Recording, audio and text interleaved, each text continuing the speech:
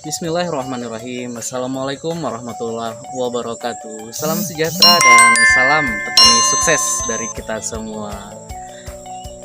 Terima kasih untuk kesempatan kali ini. Saya akan mencoba sedikit mereview atau menjelaskan tentang bagaimana cara perbanyakan aglonema jenis Pride of Sumatra ini.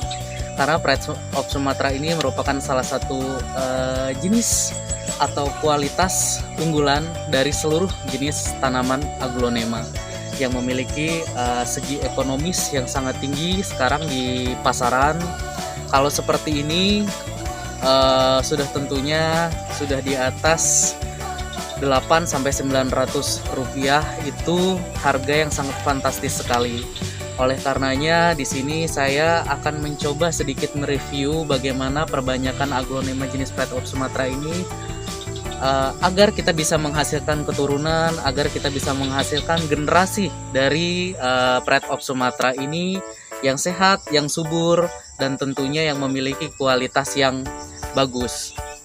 Akan tetapi untuk kali ini saya akan mencoba menjelaskan tentang bagaimana cara perbanyakan, bagaimana tentang budidaya tanaman dari aglonema jenis Pride of Sumatra ini. Di sini banyak sekali teman-teman untuk melakukan perbanyakan, untuk melakukan budidaya Pride of Sumatra ini, atau sering bisa disebut dengan POS. Ini banyak sekali strategi atau banyak sekali cara yang kita gunakan untuk melakukan perbanyakan. Di sini ada 3 cara untuk melakukan perbanyakan tanaman atau jenis aglonema Pride of Sumatra ini. Yang pertama, kita bisa melakukan sistem potong pucuk, artinya tanaman yang sudah kita pilih tentunya tanaman sehat, tentunya tanaman subur. Hanya saja di sini dari pertumbuhan yang kita lihat sudah tidak secantik yang pada umumnya, maka kita lakukan sistem perbanyakan. Di sini kita memotong bagian atas atau beberapa senti dari permukaan tanah, itu biasanya disebut dengan sistem potong pucuk. Kemudian kita bisa melakukan perbanyakan dengan cara atau sistem pemisahan anakan dari indukan.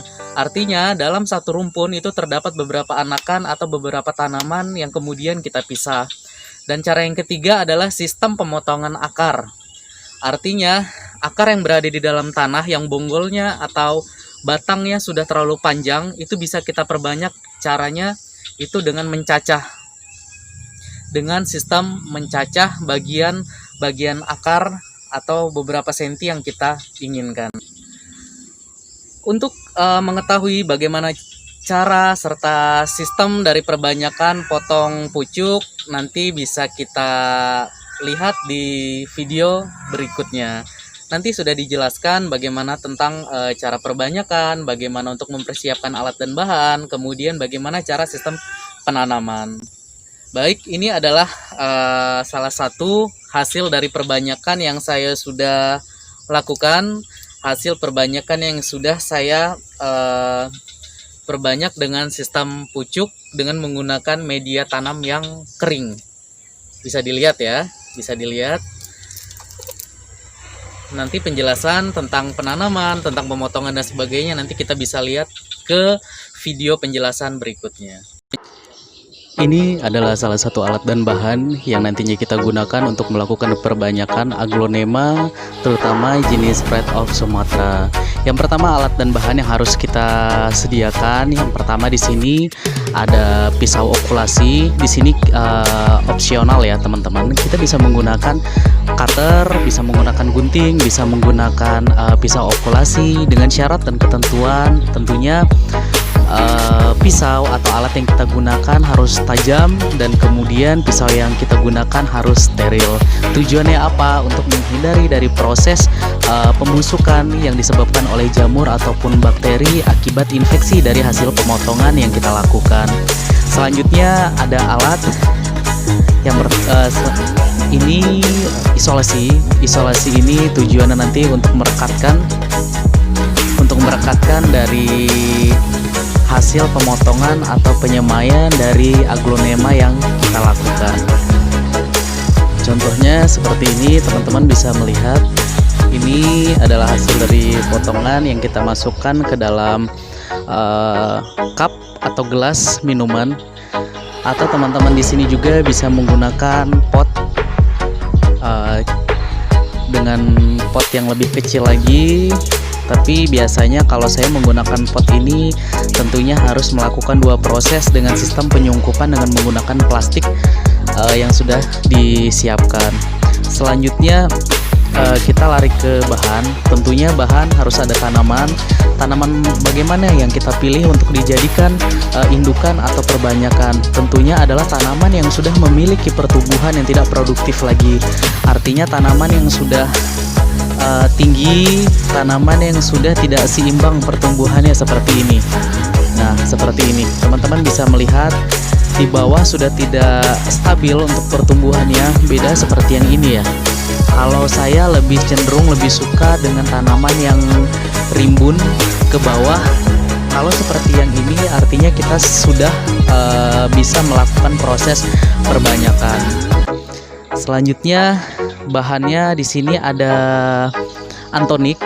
Tujuannya antonik ini adalah untuk proses merangsang pertumbuhan akar selama melakukan pembibitan. Selanjutnya adalah betadin. Betadin ini fungsi dan tujuannya untuk menutup hasil luka dari proses pemotongan tanaman aglonema tersebut. Selanjutnya ada antrakol. Antrakol ini adalah salah satu bahan kimia yang digunakan untuk proses pencegahan dari muncul serta tumbuhnya bakteri atau jamur pada tanaman.